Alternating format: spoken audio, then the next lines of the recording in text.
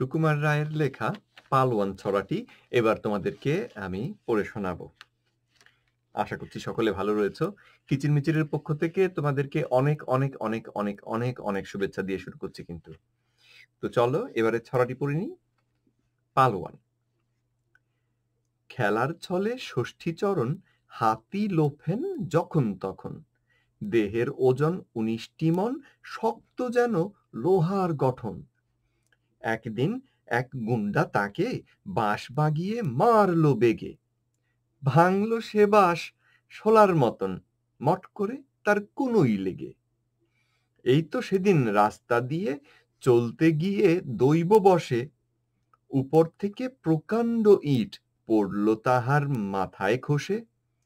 মুন্ডুতে তার যেমনি ঠেকা অমনি সে ইট এক নিমেষে গুড়িয়ে হলো ধুলোর মতো, ষষ্ঠী চলেন মুচকি হেসে। ষষ্ঠী যখন ধমক হাঁকে কাঁপতে থাকে দালান বাড়ি, ফুঁয়ের জোরে পথের মোড়ে উল্টে পড়ে গরুর গাড়ি।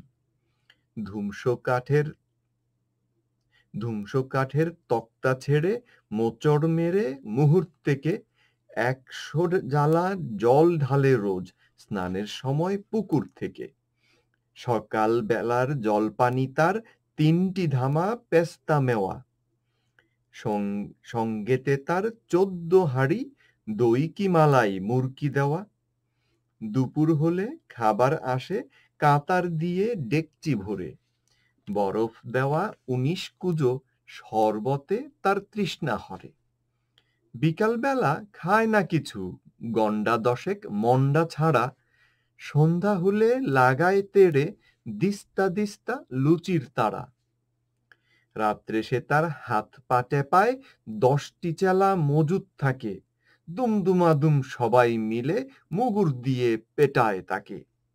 বললে বেশি ভাববে শেষে এসব কথা ফেনিয়ে বলা, দেখবে যদি আপন চোখে যাও না কেন বেনিয়াটোলা। এই ছিল কবি সুকুমার রায়ের লেখা পালোয়ান ছড়াটি, যেখানে তিনি পালোয়ান ষষ্ঠীচরণের ব্যাখ্যা দিয়েছেন বা বর্ণনা দিয়েছেন, যে যিনি খেলার ছলে হাতি লুফে বেড়ান, যিনি যার খাবার কথা শুনলে আমাদের আক্কেল গুরুম হয়ে যাবার অবস্থা হয়, আর যার শরীর লোহার মতন শক্ত। তো আশা করছি তোমাদের এই ছড়াটি ভালো লেগেছে। যদি ভালো লেগে থাকে তাহলে আমার ভিডিওটিকে লাইক দিও, তোমাদের বন্ধু-বান্ধবদেরকে দেখিও। আর পরবর্তীতে আবার দেখা হবে সেই আশা নিয়ে শেষ করছি। সকলে সুস্থ থেকো, সুন্দর থেকো, দুষ্টুমি খুব বেশি করো না, মা-বাবার কথা মেনে চলো। ঠিক আছে? আবার দেখা হবে। আজকে এখানেই বিদায়।